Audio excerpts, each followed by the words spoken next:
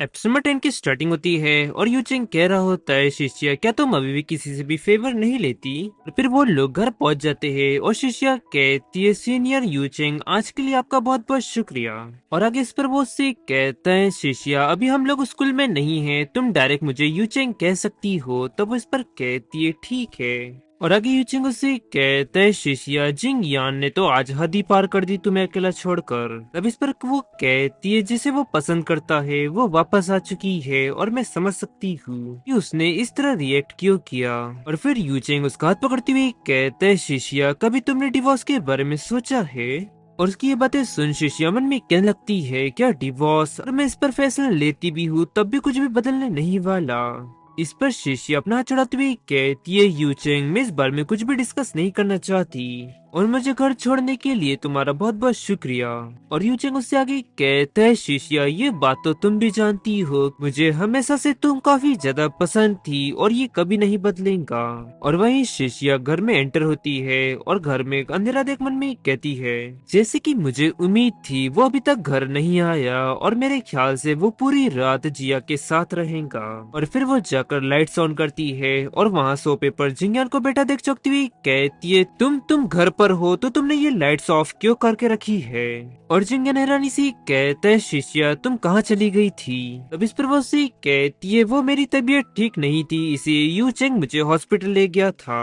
और आगे वो मन में हैरानी से कहने लगती है, क्या वो सचमुच अपने प्यार को छोड़कर मेरे साथ यहाँ पूछताछ कर रहा है। आखिरकार वो अपने प्यार के पास क्यों नहीं है। और आगे जिंगयान कहता है, ठीक है तो मैं तुम्हारे लिए एक गिलास गर्म पानी लेकर आता हूँ और दवा खा लो, तुम्हें बेहतर महसूस होगा। और तभी अचानक जिंगयान को जिया का कॉल आता है और वो कॉल उठाकर कहता है, जिया तुम बिल्कुल भी चिंता मत करो, मैं अभी वहाँ आ रहा हूँ। और ये कहकर वो वहाँ से चला जाता है।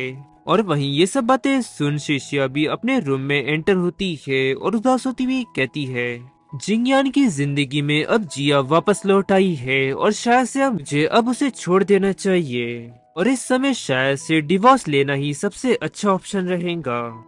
और फिर शिफ्ट तरह नेक्स्ट डे की मॉर्निंग दिखाई जाती है, जहाँ पर शिष्य अपने रूम से बाहर निकलती है और वहीं जिंगयान उससे कहता है, मैंने ब्रेकफास्ट तैयार करवा दिया है, तुम उसे खा लो, उसके बाद मैं तुम्हें तुम्हारी कंपनी छोड़ दूंगा।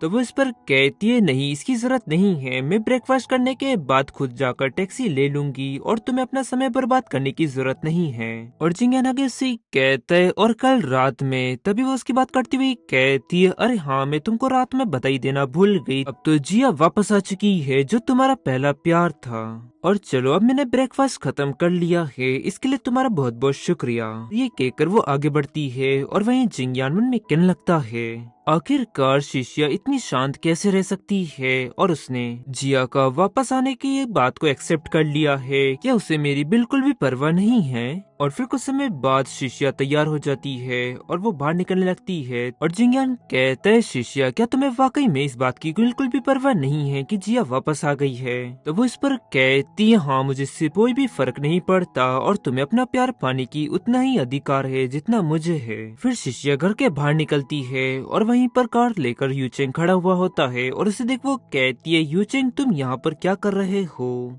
तब इस पर यूचिंग कहता है, मैं तो बस यहाँ से गुजर रहा था और तभी मैंने सोचा क्यों ना मैं तुम्हें जाते जाते तुम्हारी कंपनी में छोड़ दूं, क्योंकि मुझे बिल्कुल भी अच्छा नहीं लगेगा कि मेरी जूनियर कोई टैक्सी लेकर अपनी कंपनी जाए। तब इस पर वो उसे कहती है, तो फिर यूचिंग मुझे तुम्हें शुक्रिया कहना होगा और वैसे भी मैं अपनी कार अपनी कंपनी में ही भूल आई हूँ। और फिर वो कार के अंदर बैठने लगती है और वहीं खिड़की से जिंगयान ये सब देखते हुए कहता है, अच्छा तो शिष्या यही कारण है जो तुम मुझे अपने साथ नहीं ले जा रही थी, और क्या तुम्हारा मतलब अपने प्यार से यही था। और शिष्या मैं तुम्हें किसी तरह का सीक्रेट लव करने की परमिशन नहीं दूंगा, मुझे तुम्हें शुरू में ही रोकना होगा।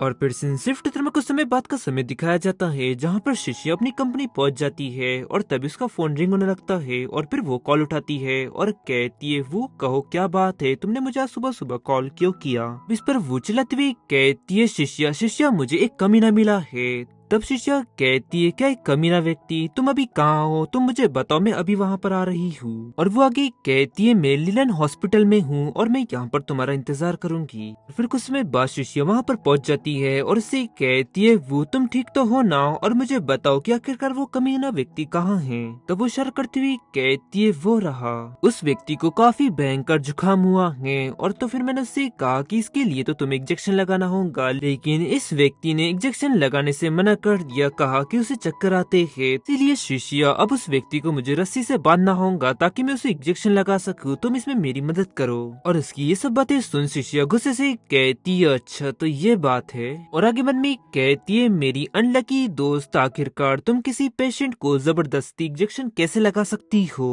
और आगे वो कहती है, और उस व्यक्ति ने मुझसे कहा कि वो मेरी शिकायत करेगा। तुम जानती हो ना शिष्या, इंटर्नशिप पाना इतना भी आसान नहीं था मेरे लिए, और आखिरकार मुझे पहला ही पेशेंट इतना ज्यादा मुश्किल क्यों दिया है। आगे शिष्या कहती है, ठीक है वो तुम चिंता मत करो, मैं उस पेशेंट से बात करने की कोशिश करती हूँ, शायद वो मेरी बात मान जाए। और फिर वो उसके पास जाती हुई कहती है, हेलो सर। और वो व्यक्ति उसे देख कहते हैं, तुम तो शिष्या हो।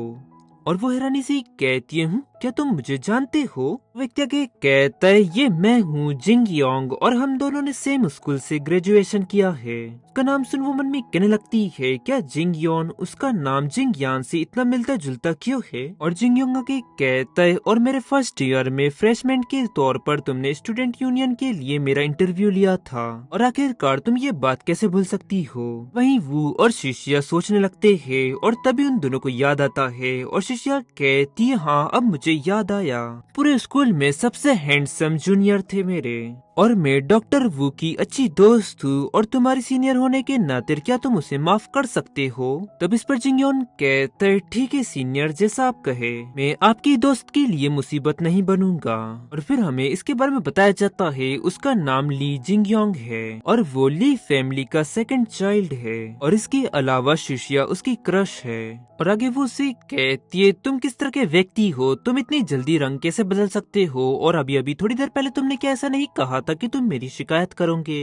आगे जिंगयोंग कहता है, अगर तुम मेरी सीनियर शिष्या की दोस्त नहीं होती तो मुझे तुम्हारी बिल्कुल भी परवाह नहीं होती। और उन दोनों को झगड़ता देख शिष्या कहती है, अब तो गलतफहमी दूर हो गई है ना, तुम दोनों अब शांत हो जाओ। और आगे वो उससे कहती है, मुझे पता है शिष्या, तुम हर एक प्रॉब्लम सॉल्व कर सकती हो, और तुमने मेरी इतनी बड़ी प्रॉब्लम सॉल्व की है, तो चलो साथ में आज लंच करें। और तभी अचानक उसका फोन रिंग होने लगता है, और वो कॉल जिंगयान ने किया होता है, और वो उससे कहती है, हेलो। और फिर शिष्या कॉल कट करके आगे बढ़ती हुई कहती है, नहीं आज दोपहर को मेरी एक अपॉइंटमेंट है, तो फिर कभी। तभी जिंगयोन उसका हाथ पकड़ते हुए कहता है, सीनियर एक मिनट रुकिए, क्या मुझे आपका नंबर मिल सकता है, मैं वादा करता हूँ कि मैं आपको बेफालतू परेशान नहीं करूँगा। और ये कहकर वो क्यूट पपी सा फेस बनाता है, और फिर शिष्या कहती है, ठीक है लेकिन तुमने वादा किया है, तुम बेफालतू मुझे परेशान मत करना। और गाइस इसी के साथ ये एपिसोड यहाँ एंड होता है, पसंद आए तो लाइक एंड सब्सक्राइब जरूर करें। मिलता है आपको जल्दी नेक्स्ट एपिसोड में।